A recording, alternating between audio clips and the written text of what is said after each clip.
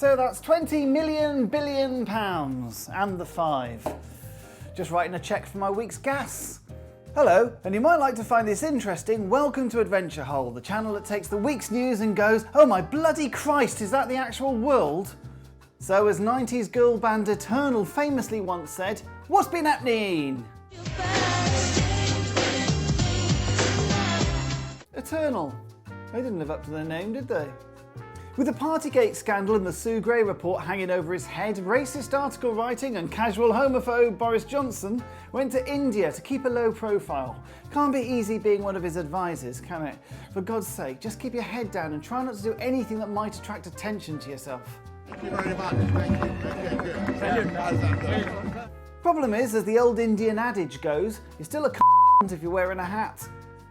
In France, Macron won the presidential elections, but 40% of the vote was won by far-right candidate Marine Le Pen, or as the French call her, Marine Le Stylo. And in show business, late-night host James Corden has resigned from his TV show.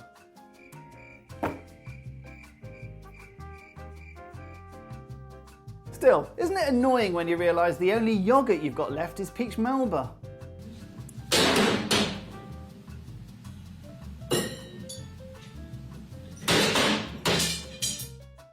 This week I've been watching the new Johnny Depp film about Edward Scissorhands' dad suing his ex.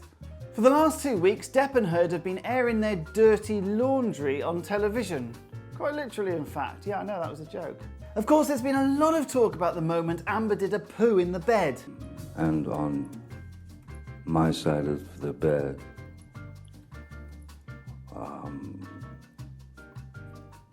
was human fecal matter.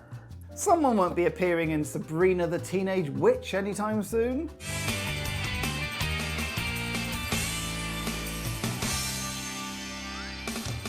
This is so not me.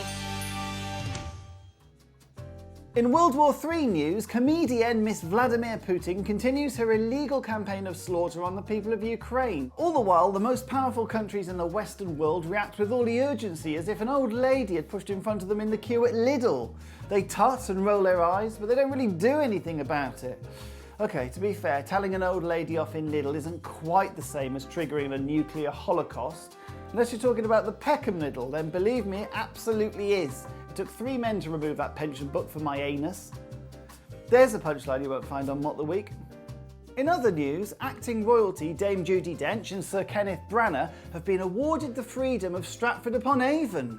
Wow, what must it be like to have the freedom of the West Midlands? I expect those Hollywood A-listers hardly know which branch of Robert Dyers they want to visit first. And finally, Elon Musk has bought Twitter for $44 billion. What an idiot, I downloaded it for free. Musk says he's buying Twitter to defend free speech. Uh-oh, free speech. Still, it's nice to hear about free speech from the perspective of a rich, straight, white male for a change, isn't it? We don't often hear about life from that angle, do we? We should offer him a crap bit part in a drama, you know, for representation. And sorry, I've always wondered about straight, rich, white men. Is it nature or nurture? And if I could ask, which one's the woman in the bedroom? Still, on a serious note, I suppose if anybody should be the arbiter of free speech, it makes complete sense that it's a thin-skinned billionaire who once tweeted that pronouns suck, people who worry about COVID are dumb, and accused a cave diver instrumental in rescuing a trapped football team of being a pedo guy. Nice. Sounds like someone I never want to have a kerfuffle with. Well, that's all we've got time for this week. I'm off to watch some lovely porn in the workplace. If you liked the video, don't forget to like and subscribe. Really do it though.